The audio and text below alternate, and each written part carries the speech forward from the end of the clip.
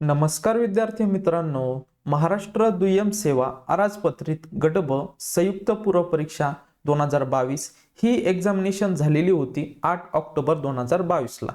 तर या एक्झामिनेशन मधील जे अंकगणित आणि बुद्धिमत्तेवर जे प्रश्न आलेले आहेत, 15 क्वेश्चन जे आलेले आहेत, तर त्याविषयी आज आपण या लेक्चर मध्ये संपूर्ण विश्लेषण जे आहे या 15 क्वेश्चनचं व्यवस्थित विश्लेषण जे आहे तर ते आज आपण बघणार आहोत। चला तर आजच्या या लेक्चरला सुरुवात करूया।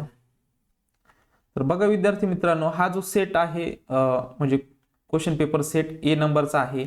यामध्ये 86 पासून मॅथ आणि रिझनिंगचे जे आहे तर ते क्वेश्चन स्टार्ट होत आहेत।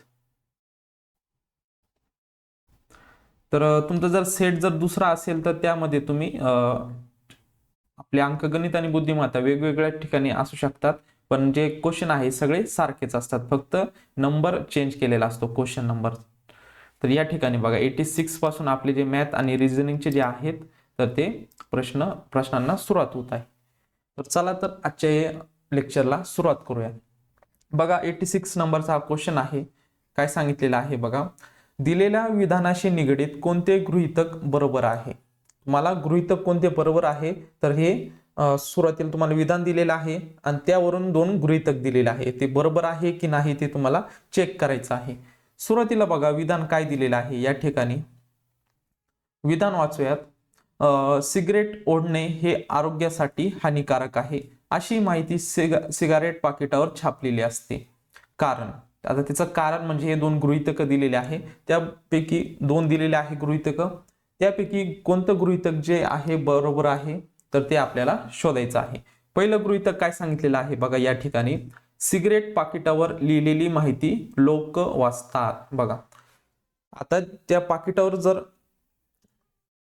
सिगारेट पाकिटावर लिहिलेली माहिती लोक वाचत असतात, त्यावर लिहिलेली लोक वाचतात म्हणूनच त्यावर छापलेली असणार ना। कारण आता दुसरं एक उदाहरण घेऊयात आपण। बघा आपण बाजारपेठेमध्ये जातो किंवा गावामध्ये जात असतो, तर असे मोठमोठे बॅनर फ्लेक्स लावलेले दिसतात, तर ते कशासाठी की लोक वाचतात त्यासाठी असतात। तशाच प्रकारचे हे उदाहरण दिलेलं आहे। हे फक्त सिगारेट पाकिटावर दिलं कारण लोक त्याच्यावर वाचतील त्यासाठी ते छापलेले असतात, म्हणून पहिलं गृहीतक जे आहे तर ते आपलं बरोबर असणार आहे। त्यानंतर दुसरं गृहीतक काय दिलेलं आहे, या ठिकाणी बघा, बऱ्याच व्यक्ती सिगारेट पाकिटावरील दिलेल्या इशाऱ्याचा गांभीर्याने विचार करतात। आता बघा त्यावर बघा, जे सिगारेटचं किंवा तंबाखूचं पाकिट असतं तर त्यावर बघा असं कर्करोग झालेल्या एखाद्या व्यक्तीचा चेहरा दिलेला असतो व काही त्या रिलेटेड सूचना ज्या आहेत तर त्यावर लिहिलेल्या असतात। तर बघा काही जण मग ते चित्र पाहून किंवा सूचना पाहून थोडं गांभीर्याने विचार करत असतात, म्हणून दुसरं जे गृहीतक आहे ते पण आपलं बरोबर येणार आहे। म्हणजे सिगारेट पाकिटावर लिहिलेली माहिती लोक वाचतात हे गृहीतक योग्य आहे, म्हणूनच ते छापत असतात। आणि बऱ्याच व्यक्ती पाकिटावर दिलेल्या इशाऱ्याचा गांभीर्याने विचार करतात म्हणून ते सिगारेट पाकिटावर जे आहे तर ते छापलेले असतात। बघा आरोग्यासाठी हानिकारक आहे आणि एखादा फोटो पण देत असतात, म्हणून हे दोन्ही जे गृहीतक आहे तर ते बरोबर असणार आहे। असा पर्याय जो आहे ऑप्शन क्रमांक 3, गृहीतक 1 आणि 2 दोन्ही बरोबर असणार आहे, म्हणून ऑप्शन क्रमांक 3 या प्रश्नाचं उत्तर येणार आहे। आता त्यानंतर बघा पुढील प्रश्न बघूयात 87 नंबरचा। विविध रेल्वे गाड्यांमधील प्रवाशांचे शेकडा प्रमाण पुढील वर्तुळखंडात दर्शवलेले आहे। या ठिकाणी बघा प्रवाशांची एकूण संख्या आपल्याला दिलेली आहे। प्रवाशांची संख्या जी आहे आपल्याला 8500 ही आहे प्रवाशांची एकूण संख्या। तर गाडी SML यांची मिळून सरासरी प्रवाशांची संख्या किती आहे तुम्हाला काढायची। आता यामध्ये गाड्या दिलेल्या आहे, A नंबरची गाडी, Q नंबरची गाडी, R नंबरची गाडी, S नंबर, M नंबर आणि गाडी L नंबर अशा प्रकारे दिलेला आहे। आपल्याला सरासरी विचारलेली आहे S, M आणि L कुठे आहेत, S, M आणि L आपल्याला सरासरी सांगितलेली आहे बघा, आणि हे पर्सेंटेज मध्ये दिलेले आहे। आता जर आपण पर्सेंटेज जरी सरासरी काढली नंतर एकूण प्रवासाच्या रेशो मध्ये जर आपण उत्तर काढलं तर तरी पण योग्य येईल, किंवा तुम्ही सेपरेट जरी काढलं, समजा अशा प्रकारे बघा 8500 गुणिले हे किती आहे, S सुरुवातीला 24% अशा प्रकारे जर तुम्ही सॉल्व्ह करत बसले वेळ जाईल. त्यापेक्षा आपण जर तिघांचा एकत्रच काढलं, सुरुवातीला आपण सरासरी काढली, नंतर तुम्ही रेशो काढला, तर त्याचं पण उत्तर सेमच येणार आहे आणि लवकर येणार आहे. म्हणून आपण काय करूयात, सुरुवातीला आपण सरासरी काढून घेऊयात. आता बघा यस किती पर्सेंटेज आहे 24 प्लस यम गाडी 20%, 20 प्लस यल गाडी 15%. आता तुम्हाला सरासरी काढायचे आहेत. किती गाड्या आहेत टोटल, 3 गाड्या आहेत, म्हणून भागिले 3. तर बघा वरती बेरीज करून घेऊयात. 4 आणि 5 9, त्यानंतर 2 आणि 2 4 आणि 1 5, म्हणजे 59 भागिले 3. आता जर तुम्ही भागाकार दिला तर भागाकार परफेक्ट येत नाहीये, म्हणजेच पॉइंट मध्ये येऊ शकतो, त्यामुळे हे असंच राहू द्या. आता ही आली आपली सरासरी आलेली आहे, पर्सेंटेज मध्ये आलेली आहे. आता आपल्याला डायरेक्ट काय करायचं आहे, एकूण प्रवासी किती आहेत 8500 आणि गुणिले आता आपल्याला किती काढायचे आहे 59 भागिले 3 पर्सेंटेज काढायचं आहे. म्हणजे बघा अशा प्रकारे 59 भागिले 3 आणि हे पर्सेंटेज असल्यामुळे यांना टोटल डिवायडेड बाय 100. ओके. आता हा शून्य कॅन्सल, हा शून्य कॅन्सल, उरतं काय बघा 8500 गुणिले आता हे 2 शून्य आपले कॅन्सल झालेले आहे या ठिकाणी, म्हणजे 85 गुणिले 59 डिवायडेड बाय 3. फक्त एवढं शिल्लक राहिलेलं आहे आपलं. बघा आता एवढं फक्त तुम्हाला सॉल्व्ह करायचं आहे. 3 ने बघा बरं 85 ला पण पूर्णपणे भाग जात नाही, 59 ला पण जात नाही. तर मग आपण काय करूयात, या ठिकाणी बघा 85 इंटू 59 यांचा गुणाकार करून घेऊयात. या ठिकाणी बघा 5 9 45, हातच्याले 4, 5 5 25, 25 आणि 4 29, त्यानंतर 8 9 72, 72 2, हातच्याले 4 हातच्याले 7, 8 5 40 आणि हे 47. बघा 5 9 2 किती होतात 1101, हातच्याला 1, 7 2 9 वरचा 1 हातच्या 10, 10 0 हातच्याला 1 515. तर या ठिकाणी बघा, या ठिकाणी आता तुम्ही बघू शकता 85 गुणिले 59, तर यांचा गुणाकार किती आलेला आहे या ठिकाणी बघा 5015 भागिले हे 3. आता 3 ना फक्त तुम्हाला भाग द्यायचा आहे. 3 1 3, त्यानंतर 2 उरले 20 झाले, 3 सक 18, 2 उरले, 3 7 21, त्यानंतर बघा या ठिकाणी बघा पॉइंट नाही येणार लगेच. या ठिकाणी आता फक्त 5 उरले, परत 3 1 3, त्यानंतर 2 उरले, परत पॉइंट घ्यायचा आहे. 2 उरल्यानंतर परत 3 सक 18, परत 2 उरतात, म्हणजे जवळपास आपलं जे उत्तर आहे 1671.6 आणि पुढे समथिंग येत आहे. आपल्याला बघा या ठिकाणी जे पर्याय दिलेले आहे, या ठिकाणी हे 1500 येणार नाही, मग 1641 आहे का आपलं, नाही 16 इथे 72, म्हणजे जवळपास त्या संख्येच्या आसपास आपलं उत्तर आलेलं आहे, म्हणजे ऑप्शन क्रमांक 3 या प्रश्नाचं उत्तर येणार आहे. अशा वेळेस जरी उत्तर जवळपास आलं तर त्या जवळचा पर्याय क्लिक करायचा आहे, नाहीतर मग माणसाला नंतर क्वेश्चन कॅन्सल होऊ शकतो. तर आपल्याला काय करायचं आहे, अशा वेळेस सरासरीचे जे उदाहरणं असतात किंवा इतर उदाहरणं असतात, जवळपासचा पर्याय जर दिसला तर लगेच त्या ठिकाणी तुम्हाला क्लिक करायचं आहे. म्हणून ऑप्शन क्रमांक 3 या प्रश्नाचं उत्तर येणार आहे. त्यानंतर आता पुढील प्रश्न सोडूयात.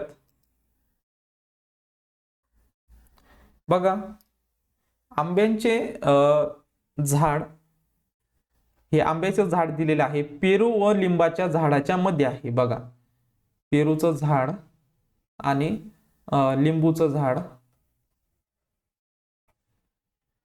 पेरू व लिंबाच्या झाडामध्ये कशाचं आहे, आंब्याचं आहे. बघा आंब्याचं झाड आहे या दोघांच्या मध्ये. इथपर्यंत सॉल्व्ह केलं. त्यानंतर बघा पपईचे झाड लिंबूच्या झाडाजवळ आहे. बघा पपईचे झाड आहे, पपईचे जे झाड आहे लिंबूच्या झाडाजवळ आहे, पण आंब्याच्या व पेरूच्या जवळ नाही, म्हणजे आंब्याच्या आणि पेरूच्या जवळ नाही. बरोबर आहे इथपर्यंत. पपईच्या उजवीकडे, पपईच्या या ठिकाणी पपईच्या उजवीकडे नारळाचे झाड आहे बघा, नारळाचे झाड आहे. पण पेरूच्या झाडाच्या डावीकडे कोणतेच झाड नाही बघा, पेरूच्या झाडाकडे इकडे जे आहे कोणतेच झाड नसणार आहे, म्हणजे हाच इकडचे शेवटचं एक झाड आहे पेरू. अशा प्रकारे हे झाडांचे आपण सिक्वेन्स जो आहे तर असं लावलेलं, पेरू, आंबा, लिंबू, पपई आणि नारळ अशा प्रकारे. त्यानुसार बघा कोणतं विधान बरोबर आहे हे आपल्याला शोधायचं आहे. या ठिकाणी बघा लिंबूचे झाड, आता लिंबूचे झाड या ठिकाणी बघा पपई आणि आंब्याच्या झाडाच्या मध्ये आहे. पपई आणि आंबा, पपई इकडं आहे, आंबा इकडं आहे, तर मग हे पहिलं आहे चुकीचं विधान.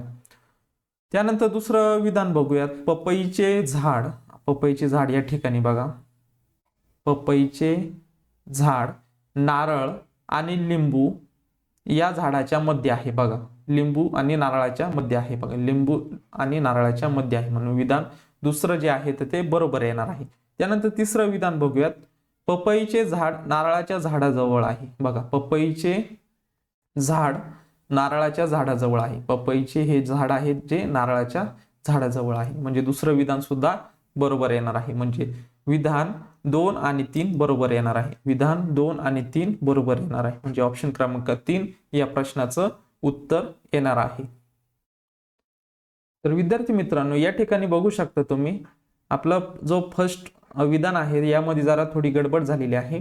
लिंबूचे झाड जे आहे या ठिकाणी बघा, लिंबूचे जे झाड आहे ते पपई आणि आंब्याच्या झाडाच्या मध्ये, पपई आणि आंब्याच्या झाडामध्ये आहे, हे विधान पण बरोबर येणार आहे.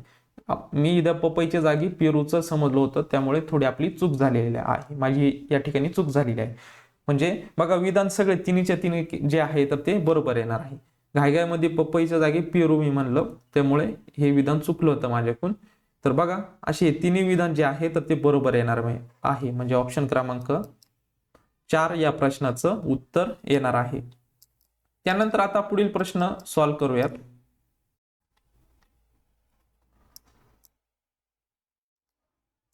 या ठिकाणी बघा 88 झालेला आहे. आता 89 नंबरचा क्वेश्चन आहे हा.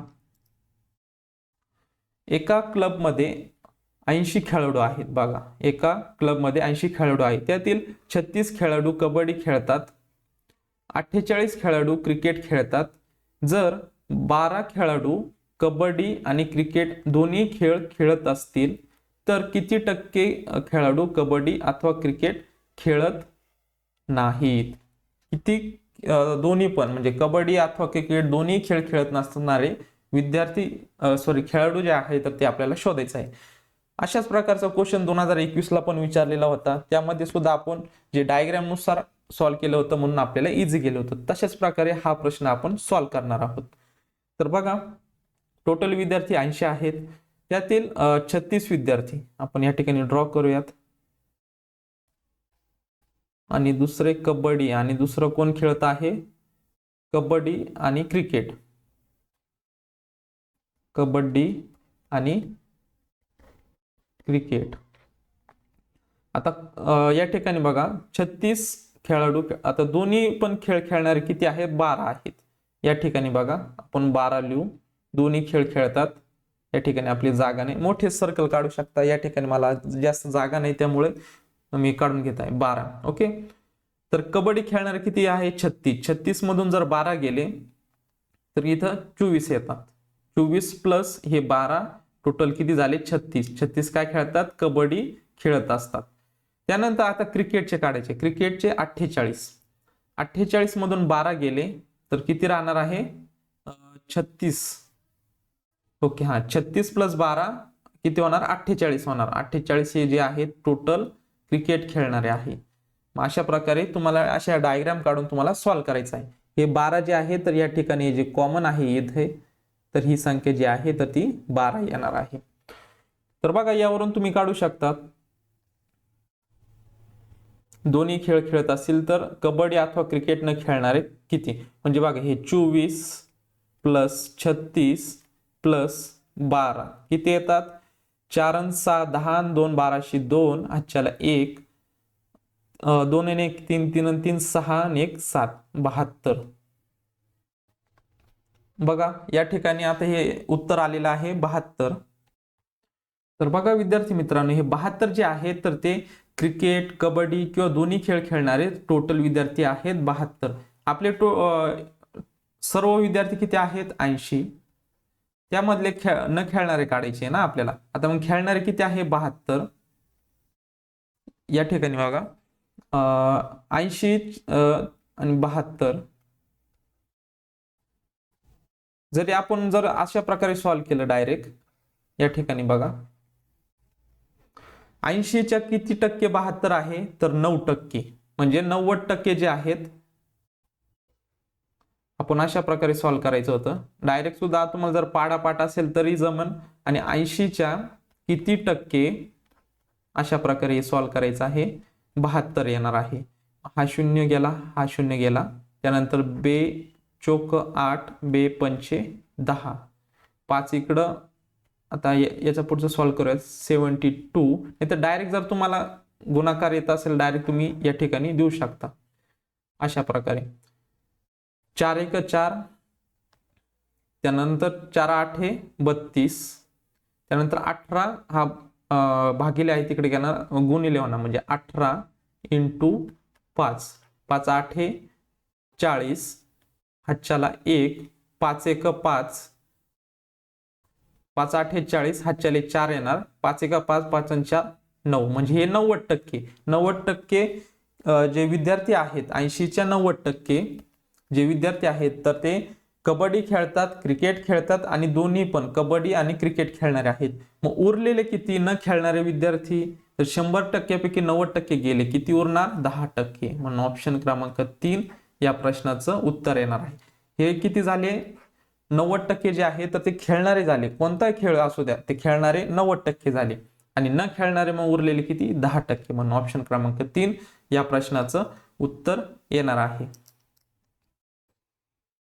त्यानंतर आता पुढील प्रश्न आता सॉल्व्ह करूयात. या ठिकाणी बघा पुढील जो प्रश्न आहे, A B C D E आणि F हे एका ओळीत उभे आहेत. B हा F आणि D च्या मध्ये उभा आहे. हा प्रश्न जो आहे तर तो आयोगाने कॅन्सल केलेला आहे, कारण येथे दोन स्टेटमेंट दिलेले आहे बघा. A हा F आणि D च्या लगेच पुढे नाही आणि या ठिकाणी बघा C हा D च्या लगेच पुढे नाही. हे दोन स्टेटमेंट आहे, त्यामुळे जरा रॉंग होत आहे आपला आन्सर. पण जर सोडायचं असलं तर एकदम असे इझी क्वेश्चन असतात, पण हे दोन काही स्टेटमेंट आहे तर त्यामुळे उत्तर जे आहे तर ते चुकीचं येत आहे. म्हणून हा जो प्रश्न आहे तर हा आयोगाने कॅन्सल केलेला आहे. तर त्यामुळे आता आपण पुढील प्रश्न घेऊयात आणि सॉल्व्ह करायचा असला तर इझी आहे बघा. बी हा F आणि D च्या मध्ये आहे, अशा प्रकारे F आणि D, आणि दुसरी एक कंडिशन अशी येऊ शकते D आणि F. अशा प्रकारे तुम्ही बाकीचे स्टेटमेंटच्या आधारे सॉल्व्ह करू शकता. पण हे लगेच पुढे नाही आणि लगेच पुढे नाही हे दोन स्टेटमेंट जे आहे तर त्यामुळे जे आन्सर आहे तर ते आपलं रॉंग येत आहे. त्यामुळं हा प्रश्न जो आहे तर तो कॅन्सल केलेला आहे. पुढील प्रश्न आता डायरेक्ट सॉल्व्ह करूयात. 91 नंबरचा. या ठिकाणी बघा, जर इंग्रजी अक्षर A ते M मधील अनुक्रमे 1 ते 13 पर्यंतच्या संख्या दर्शवितात आणि बघा N 0 दर्शवित असेल व O ते Z अक्षरे -1 ते 12 पर्यंत असतील तर सक्सेससाठी जे संख्या जे येतील तर त्यांची बेरीज किती आहे तर हे तुम्हाला काढायचं आहे. एकदम सोपा प्रश्न आहे. हे तुम्ही या अगोदर खूप सारे असे प्रश्न सॉल्व्ह केलेले असतील बघा. अशा प्रकारे आपण ABCD लिहून घेऊयात. ABCDFGHIJKLMNOPQRSTUVWXYZ. बघा 2021च्या कंबाईन ग्रुप बी मध्ये सुद्धा ABCD प्रश्न आलेला होता. 2022ला पण कंबाईनला हा प्रश्न आलेला आहे.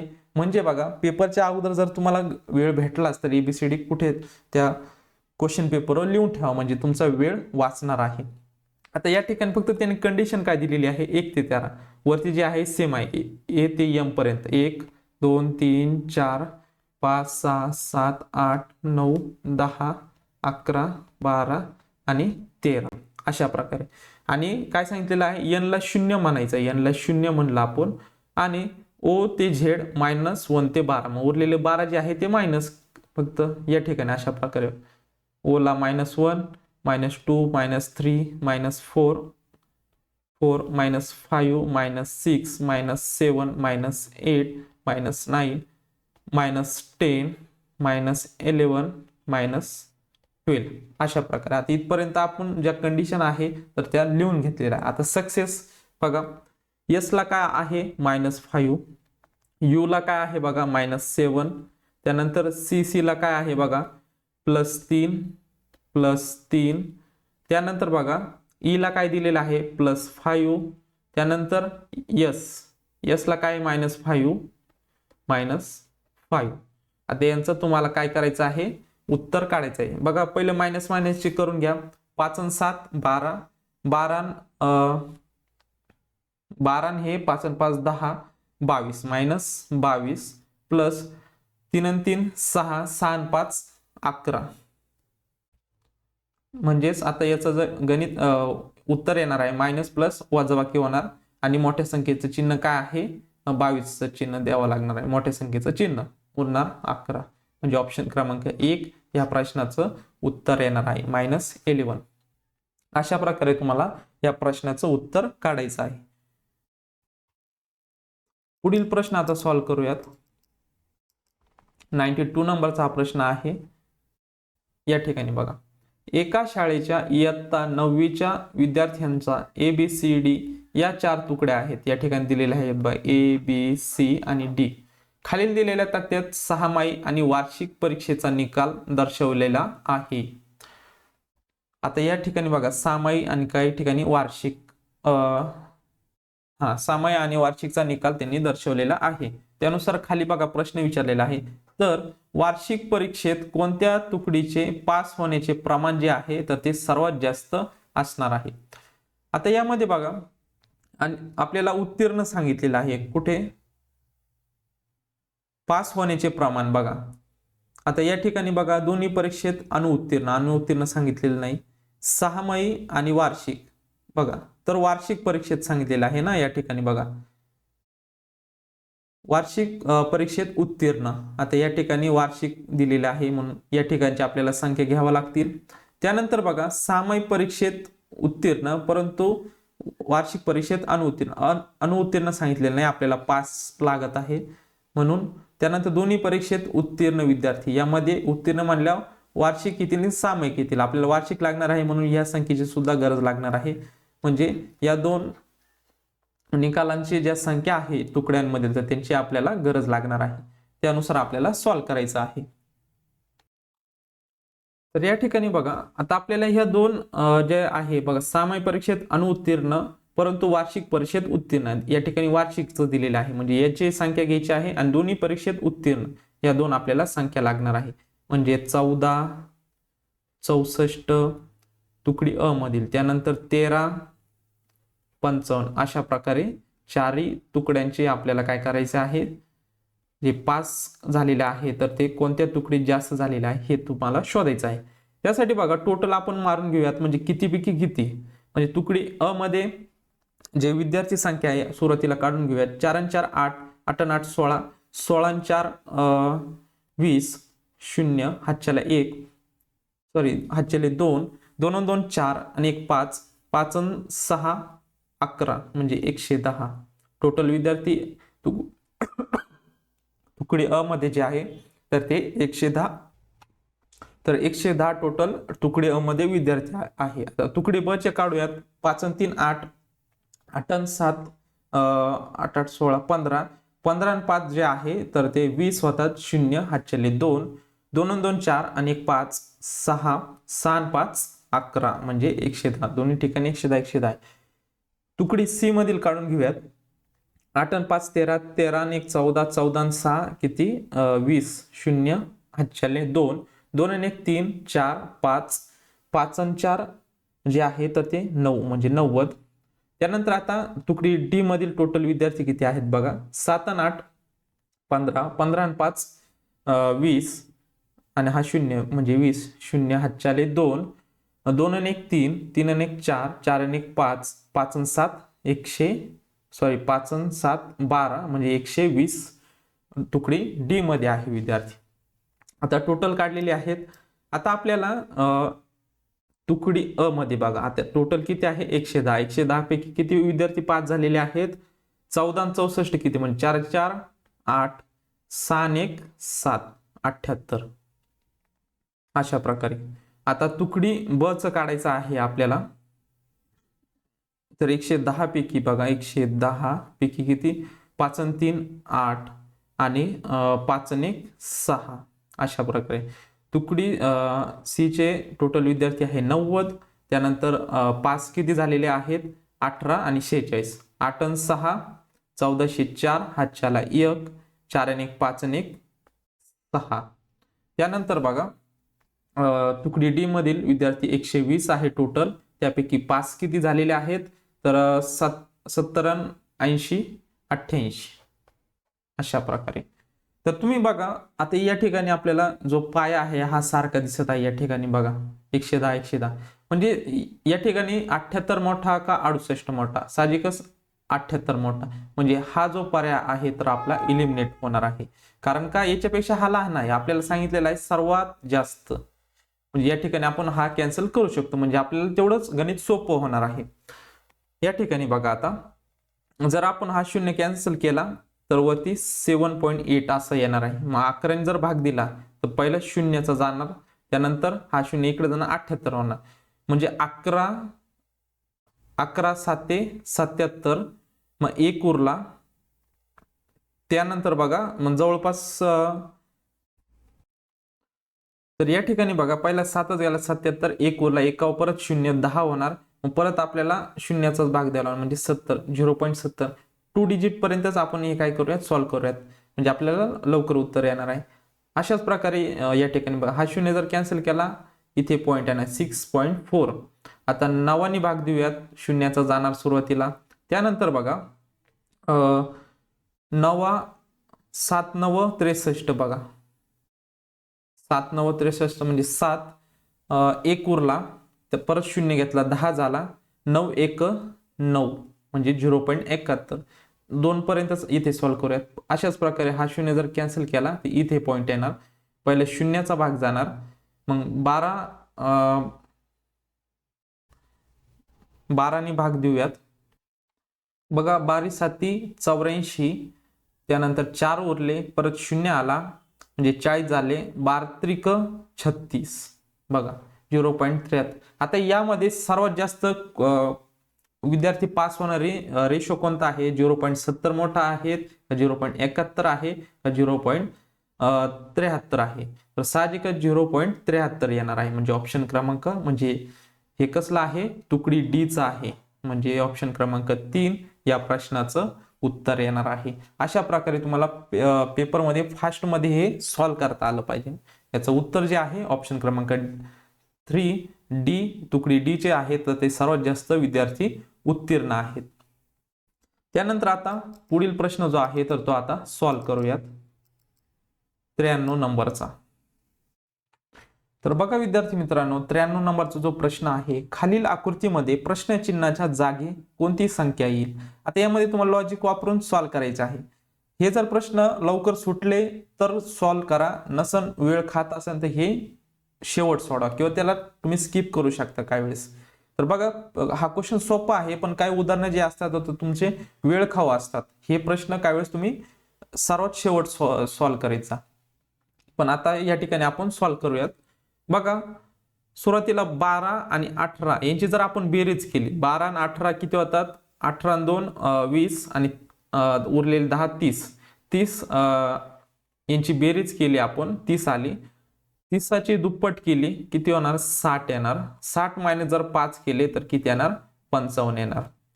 अशाच प्रकारे इकडचं काढून घेऊयात 22 आणि 20 किती होणार 42 होणार. याची दुप्पट केली आपण 2 दुने 4 आणि 4 दुने 8 84 मायनस 5 केले तर आपले काय येतात 79 म्हणजे हे पण जमतंय. या ठिकाणी अशा वेळेस 2 जरी सॉल्व्ह केले उत्तर येत असेल तुम्ही तिसऱ्याकडे म्हणजे डायरेक्ट फायनल याच्याकडे सॉल्व्ह करू शकता. परंतु आता वेळ आहे तर तुम्हाला एकदा सॉल्व्ह करून दाखवतो. बघा 13 आणि 12 किती होतात बघा 13 आणि 2 15 15 10 25 25 इंटू 2 50 झाले. 50 मायनस 5 किती होणार 45 म्हणजे हे पण योग्य आहे. आता अशाच प्रकारे 40 आणि 18 किती 58 58 इंटू 2 8 2 16 6 आजच्याला 1 5 2 10 आणि 1 11 116 मायनस 5 म्हणजे आपलं किती उत्तर येणार आहे 111 म्हणजे ऑप्शन क्रमांक 2 या प्रश्नाचं उत्तर येणार आहे. तर अशा प्रकारे तुम्हाला हा प्रश्न सॉल्व्ह करायचा आहे. पुढील प्रश्न आता बघूयात. एका सांकेतिक लिपीत रेड साठी 9 आणि ब्ल्यू साठी 10 तर व्हाईट साठी कोणता अंक किंवा जी संख्या येणार आहे. तर बघा हे कशा प्रकारे सॉल्व्ह करायचं. हा प्रश्न सुद्धा ABCD जे आहे तर त्यावर डिपेंड आहे. ABCD EFGHIJKLMNOPQRSTUVWXY आणि Z 1 2 3 4 5 6 7 8 9 10 11 12 आणि 13 14 15 16 17 18 19 20 21 22 23 24 25 आणि 26 अशा प्रकारे. थोडा वेळ गेला पण आपल्याला तुम्हाला व्यवस्थित समजणार आहे. या ठिकाणी बघा रेड आर साठी बघा 18 आहे. 18 प्लस ई साठी बघा किती आहे 5 आहे. 5 प्लस डी साठी किती आहे 4 आहे. यांची जर तुम्ही बेरीज केली बघा किती 18 आणि 5 किती होतात तर 23 23 आणि 4 27 27 भागिले बघा 27 आणि आपल्याला 9 आणायचे उत्तर. तर 9 त्रिक 27 आता 3 आता 3 संख्या आहे म्हणून त्यांनी असं केलेलं असेल काय वेळेस बघूया. 3 ना जर भाग दिला 3 9 27 आपलं बरोबर येत आहे. अशाच प्रकारे आता दुसऱ्या याचं काढून घेऊयात म्हणजे आपल्याला कन्फर्म त्यांनी तोच फॉर्म्युला यूज केला आहे का हे आपल्याला समजेल. आता ब्ल्यू साठी बघा बी साठी आहे 2 त्यानंतर एल साठी किती आहेत LM 12 ओके 12 आहे. त्यानंतर यू साठी बघा काय आहे 21 आहे. त्यानंतर ई साठी किती आहे 5 आहे. अशा प्रकारे आता यांची जर बेरीज केली 12 2 14 14 आणि 14 आणि 1 15 15 25 35 35 आणि 5 40 40 भागिले इथे वर्ड्स किती 4 भागिले 4 केलं उत्तर येणार 4 10 40 म्हणजे हे पण बरोबर येत आहे. अशाच प्रकारे तुम्हाला व्हाईट या शब्दाचं काढायचं आहे. बघा डब्ल्यू साठी काय सांगितलेलं आहे बघा या ठिकाणी. आता डब्ल्यू साठी 23 एच साठी बघा 8 आहे. त्यानंतर आय साठी बघा काय आहे 9 त्यानंतर टी साठी बघा टी या ठिकाणी बघा एस टी साठी 20 आहे आणि ई साठी बघा 5 आहे. आता यांची जर बेरीज केली 23 आणि 8 23 आणि 7 30 31 31 आणि 9 40 40 आणि 20 60 65 65 भागिले वर्ड्स किती आहेत 5 आहेत.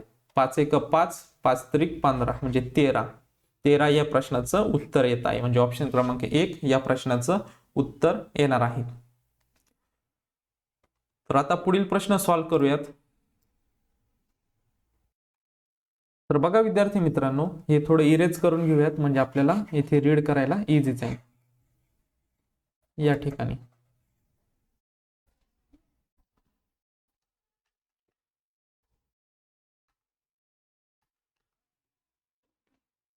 पंच्याण्णव नंबरचा आपला क्वेश्चन होता. या ठिकाणी बघा प्रश्न काय आहे. एका आगगाडीत बसून एक व्यक्ती इलेक्ट्रिक खांबांची संख्या मोजत आहे. बघा एक व्यक्ती बसलेला आहे आगगाडीत म्हणजे रेल्वेमध्ये बसलेला आहे आणि तो खांबांची संख्या मोजत आहे. 2 खांबांमधील अंतर जे आहे तर ते 50 मीटर आहे. म्हणजे असे 2 खांब जर आपण धरले 1 2 यामधील अंतर जे आहे तर ते किती असणार आहे 50 मीटर आहे. ओके आणि त्या आगगाडीचा वेग जो आहे तर तो 40 किलोमीटर तासी वेग आहे. तर 5601 खांब मोजण्यासाठी किती तास लागतील? आता बघा, आपल्याला डिस्टन्स सुरुवातीला आपल्याला काढावं लागणार आहे, त्यानुसार आपल्याला वेग दिलेला आहे, त्यानुसार आपण किती वेळ लागेल हे काढू शकतो. म्हणजे आपल्याला सुरुवातीला फाइंड काय करावं लागणार आहे की अंतर म्हणजे डिस्टन्स साठी बघा सुरुवातीला त्यांनी काय सांगितलेलं आहे, 2 खांबांमधील अंतर 50 मीटर आहे. मग बघा अशा प्रकारे आपण जर खांब काढले 2 3 बघा 1 2 3 4 आणि 5. आता हे 5 खांब आपण काढले, पण यांच्यातील अंतर बघा 4 बघा हे 50 1 2 3 आणि 4. आता याच्यात आपण बघितलं हे डिस्टन्स बघा 4च येत आहेत. म्हणजे खांब जर 5601 असतील तर -1 जर केला तर आपल्याला काय भेटणार आहे त्यामधील अंतर. मग आपण असं म्हणू शकतो आता हे खांब 5601 आहेत, बरोबर आहे, 5601 आहेत. मग त्यामधील जे अंतर आहे तर ते 5600 जर आपण घेतलं इंटू जर आपण हे 50 केलं, बरोबर, त्यामधील अंतर, तर आपण काय काढू शकतो पूर्ण डिस्टन्स म्हणजे जेवढं डी आहे म्हणजे डिस्टन्स जे आहे संपूर्ण अंतर आपण काढू शकतो. तर बघा 0 ठेवून घेऊयात, 1 2 3 5 सक 30 हातच्याले 3 5 5 25 25 आणि 3 28. आता हे झालं मीटर मध्ये. बघा हे आपल्याला अंतर जे आहे मीटर मध्ये दिलेलं होतं, त्याला आपण किलोमीटर मध्ये करून घेऊयात म्हणजे आपल्याला उदाहरण सॉल्व्ह करताना सोपं जाईल. थोडं वर करूयात. या ठिकाणी बघा जर याला 1000 ने जर आपण भाग दिला तर याचा किलोमीटर मध्ये होईल. 1 0 हा 0 हा 0 हा 0 हे 3 0 जर उडवले म्हणजे 2080 किलोमीटर. आता हे आपल्याला काय भेटलेलं आहे, डिस्टन्स भेटलेला आहे. तर आपला फॉर्म्युला काय आहे, distance is equal to time into म्हणजे स्पीड, व्हेलॉसिटी म्हणू शकतो किंवा वेग म्हणू शकतो त्याला, टी.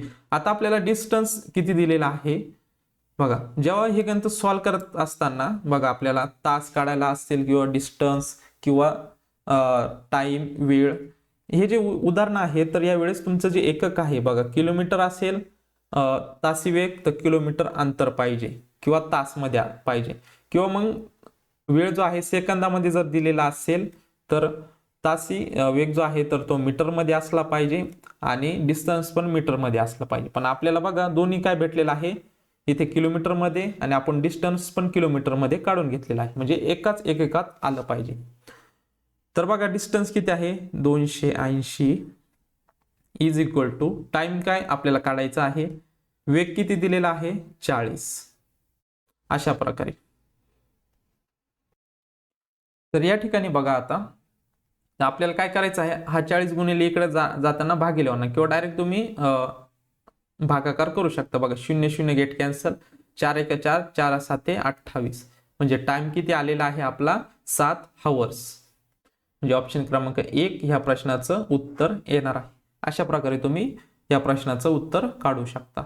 आता पुढील प्रश्न सॉल्व्ह करूयात. नैसर्गिक संख्यांची आपल्याला सरासरी काढायची आहे.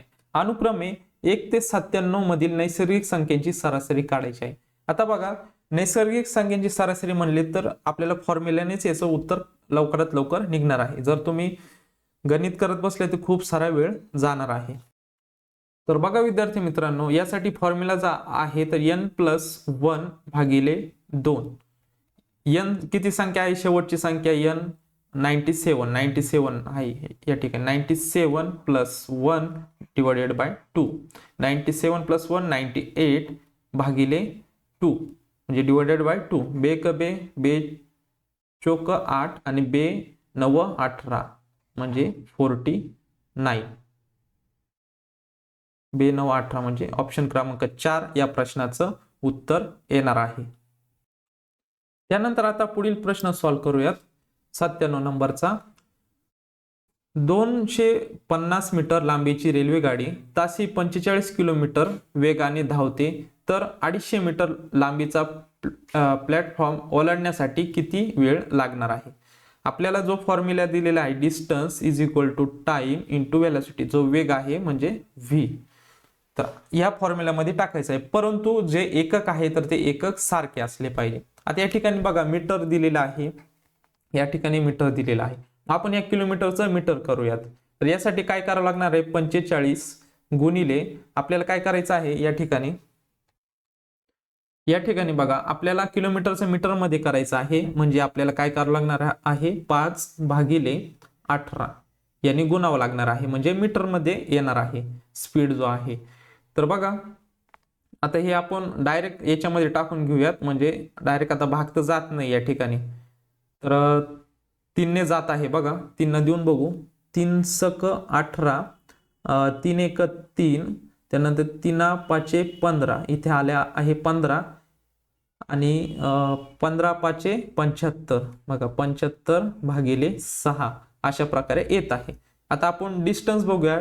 डिस्टन्स या ठिकाणी बघा 250 मीटर लांबीची रेल्वे गाडी आहे आणि प्लॅटफॉर्म 250, यांची बेरीज होणार ही डिस्टन्स, म्हणजे टोटल गेल्यानंतर रेल्वे गाडी ओलांडण्यासाठी या दोघांची बेरीज करावी. 250, 500, 500 मीटर टी आपल्याला काढायचा आहे. त्यानंतर व्ही किती दिलेला आहे, वेग बघा, गुणिले 75/6.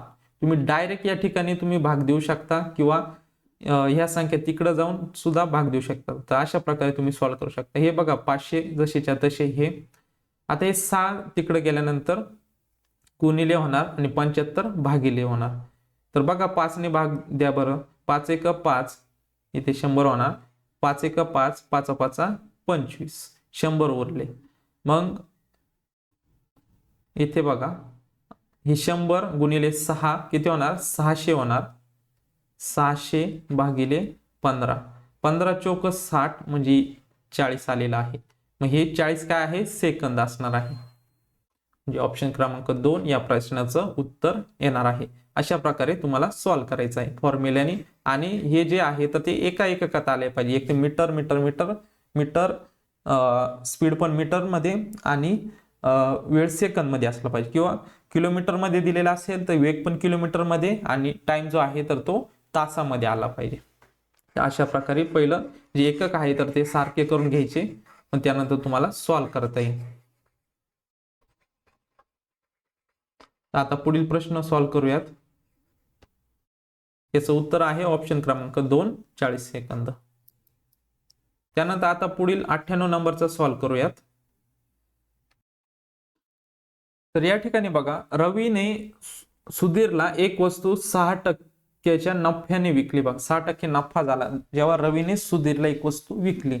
तर मग बघा ती वस्तू X आपण मानू, त्याला नफा किती झालेला आहे, तर 6% म्हणजे 106 झालेला आहे. किती व 100 व 6% झालेला आहे, म्हणजे 6 वरती. त्यानंतर बघा परत मग जो सुधीर आहे, सुधीरना ती 5%च्या तोट्याने गोपालला विकली. बघा 5% तोटा म्हणजे 100 - 5 केलं तर 95 म्हणजे 95, किती वर 100 व. आणि मग जर गोपालची खरेदी किंमत, गोपालनी जी मग किंमत जी आहे तर ती काय आहे, 214. एवढं तुम्हाला सॉल्व्ह करायचं आहे. तर रवी कोण आहे, सुरुवातीला जो होता तर त्याची खरेदी किंमत काढायची आहे. तर ती आपण सुरुवातीची वस्तू जी आहे तर ती X मानलेली आहे. फक्त एवढं सॉल्व्ह करून घ्यायचं आहे. आता या ठिकाणी आपण अरेंजमेंट व्यवस्थित करून घेऊयात. बघा 214 गुणिले हे 100 100 वर गेले, 1 2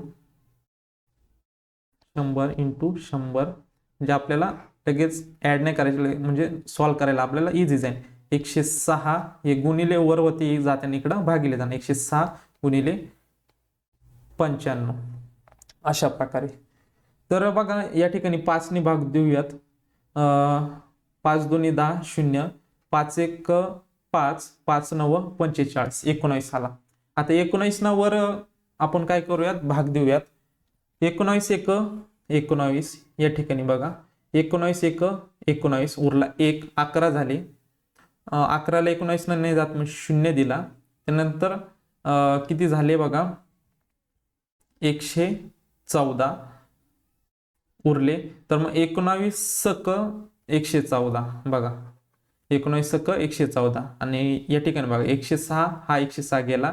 मग उरले किती बघा आपले, तर हे 100 गुणिले 20 या ठिकाणी बघा उरले किती 100 गुणिले 20 म्हणजे आपलं उत्तर येत आहे 2000.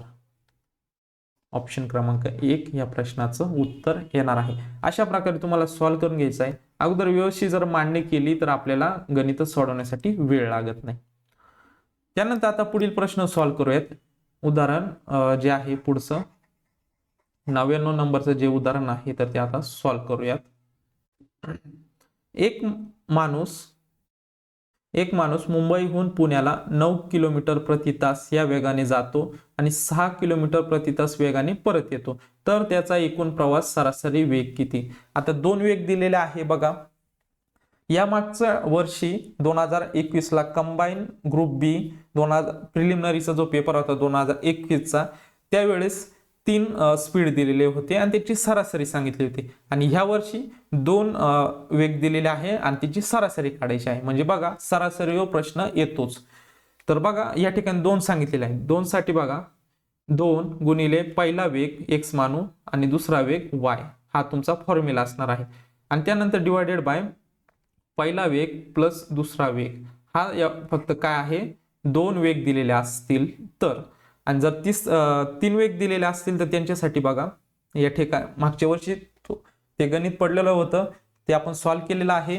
तर त्यासाठी जो फॉर्म्युला समजा 3 वेग दिलेले असतील त्यांची सरासरी काढायला लावली असेल तर त्यासाठी बघा फॉर्म्युला तुम्ही कोणता यूज करायचा, 3 × x म्हणजे पहिला, y म्हणजे दुसरा वेग आणि z म्हणजे तिसरा वेग, divided by x × y plus y × z plus z × x म्हणजे पहिला दुसरा, दुसरा तिसरा आणि तिसरा पहिला. अशा प्रकारे तुम्हाला या फॉर्म्युल्यामध्ये व्हॅल्यू टाकून तुम्ही 3 जर वेग दिलेले असतील तर तुम्ही सॉल्व्ह करू शकता. आता आपल्याला 2 वेग दिलेले आहे, हा फॉर्म्युला नोट करून ठेवा. हे दोन्ही पण तुम्ही लसाई मसाई यूज करून सुद्धा काढू शकता, परंतु या फॉर्म्युल्यामध्ये टाकल्यानंतर तुमचा वेळ जो आहे तर तो वाचणार आहे. या ठिकाणी 2 × पहिला वेग किती आहे 4, दुसरा वेग किती आहे 6, त्यानंतर भागिले पहिला वेग 4 प्लस 6, इथे गुणाकार आहे भागाकार नाही तर डायरेक्ट तुम्ही कॅन्सल करशाल, असं करायचं नाही. बघा उत्तर काय येत आहे 2 × 4 × 6 डिवायडेड बाय किती येत आहे 6 4 10. बघा बे पंचे 10, 6 चोक 24, काय उरलेला आहे 6 चोक 24 भागिले हा 5, 5 चोक 20 उरले 4 आणि 5 8 40 म्हणजे 4.8 हा काय आहे सरासरी वेग. म्हणजे ऑप्शन क्रमांक 1 या प्रश्नाचं उत्तर येणार आहे. अशा प्रकारे तुम्हाला सॉल्व्ह करायचं आहे. 3 वेग जरी दिले तरी तुम्हाला इझी जाणार आहे आणि 2 वेग दिले तरी हा आपला हातचा मार्क असला पाहिजे. कंबाईन पेपर साठी बघा वेळ खूप कमी असतो, त्यासाठी तुमचा स्पीड जो आहे तर तो स्पीड जो असला पाहिजे जास्त असला पाहिजे. त्यानंतर बघा आता लास्ट आपला प्रश्न उरलेला आहे. ए आणि बी एक काम एकत्रित करून 15 दिवसात पूर्ण करतात व बी एकटा तेच काम 20 दिवसात पूर्ण करतो. ए एकटा तेच काम किती दिवसात पूर्ण करेल? तर हे तुम्ही बघा लसावीच्या पद्धतीने सॉल्व्ह करू शकता बघा. आणि एक दुसरा फॉर्म्युला आहे त्याने सुद्धा तुम्ही ते सॉल्व्ह करू शकता. तर यासाठी बघा फॉर्म्युला जो आहे तर तो पहिला माणूस म्हणजे ए जो आहे तर तो इंटू दुसरा जो माणूस आहे किती दिवसात पूर्ण करतो. आता काय सांगितलेलं आहे एकटाच सांगितलेलं आहे बघा, ए एकटाच काम किती दिवसात पूर्ण करेल, म्हणून x - y या फॉर्म्युल्यामध्ये टाकायचं. आणि जर दोघं मिळून असेल अशा वेळेस बघा या ठिकाणी तेच काम पूर्ण करतो तर एकटा असला तर मायनस आणि दोघं मिळून ए आणि बी मिळून जर आलं तर काय करायचं आहे x × y divided by x + y हा फॉर्म्युला त्यावेळेस तुम्हाला यूज करायचा आहे जेव्हा दोघं एकत्र असतील. परंतु आता काय एकटाच सांगितलेला आहे, तो बी असू द्या किंवा ए असू द्या, त्या अशा वेळेस तुम्हाला हा या ठिकाणी जो फॉर्म्युला दिलेला आहे तर हा फॉर्म्युला तुम्हाला वापरायचा आहे. व्हॅल्यू टाकूयात बघा, एक 15 आणि दुसरा किती 20 दिवसात करतोय. 15 - किती आहे 15 - 20. या ठिकाणी बघा 15 दुने 30 म्हणजे हे 300 झाले भागिले याच्यातून किती उरते आहे -5. पण चिन्हाचे यावेळेस लक्ष द्यायचं नाही एवढं त्याकडे. इथे -5 येतो, पण हा जो फॉर्म्युला आहे याने लवकर उत्तर येतं, म्हणजे चिन्हाचं एवढं काही लक्ष देऊ नका. 5 × 5 5 × 30 इथे झाले 60. म्हणजे 60 दिवसात तो एकटा जो आहे तर तो हे काम पूर्ण करणार आहे. तर या ठिकाणी बघा जर असं आलं असतं बी एकटा काम किती वेळा, तर अशा वेळेस सुद्धा तुम्हाला हाच फॉर्म्युला यूज करायचा आहे या ठिकाणी दिलेला. आणि जर एकत्र असेल तर फक्त इथे चिन्ह जे आहे तर ते फक्त प्लस करायचं आहे. तर तुम्ही अशा प्रकारे हा जो अशी उदाहरणं जे आहे तर हे उदाहरणं आपल्याला चांगले मार्क्स मिळवून देणारे असतात. तर हे फॉर्म्युले जे आहेत काही 4-5 फॉर्म्युले असतील तर ते व्यवस्थित तुम्ही पाठ करून ठेवा. म्हणजे तुमचे गणित जे आहेत, अंकगणित असतील किंवा काही बुद्धिमत्तेचे पण काही फॉर्म्युले असतात तर ते ध्यानात ठेवा, म्हणजे तुमचा वेळ वाचणार आहे. तर बघा अशा प्रकारे आज आपण महाराष्ट्र दुय्यम सेवा अराजपत्रित गट ब संयुक्त पूर्व परीक्षा 2022 ही जी परीक्षा आहे 8 ऑक्टोबर 2022 ला झालेली होती. तर त्यामधील अंकगणित आणि बुद्धिमत्ता यावर विचारलेले 15 प्रश्न होते. तर ते आपण व्यवस्थित त्याचं विश्लेषण जे आहे तर ते या लेक्चरच्या माध्यमातून आपण बघितलेलं आहे. तर विद्यार्थी मित्रांनो, आपल्या चॅनलला नवीन असेल तर चॅनल सबस्क्राईब करून ठेवा, म्हणजेच नवनवीन व्हिडिओ तसेच नवनवीन अपडेट्स तुम्हाला भेटत जातील. आणि जर तुम्हाला 2021 चा जर पेपर सॉल्व्ह केलेला आहे जो तुम्हाला बघायचा असेल तर बघा प्लेलिस्ट मध्ये जायचं आहे तुम्हाला. आपल्या चॅनलवर गेल्यानंतर प्लेलिस्टवर गेल्यानंतर इथे बघा महाराष्ट्र दुय्यम सेवा गट ब अराजपत्रित संयुक्त पूर्व परीक्षा ही जी प्लेलिस्ट आहे तर यामध्ये तुम्हाला 2021 चा आणि आज झालेला 2022 चा हे दोन्ही पेपर मधील अंकगणित आणि बुद्धिमत्तेवर विचारलेले 15 प्रश्न होते. तर या ठिकाणी तुम्हाला दोन्ही लेक्चर तुम्हाला भेटून जातील. तर विद्यार्थी मित्रांनो, भेटूयात नवीन अशा एका लेक्चरमध्ये. तोपर्यंत धन्यवाद.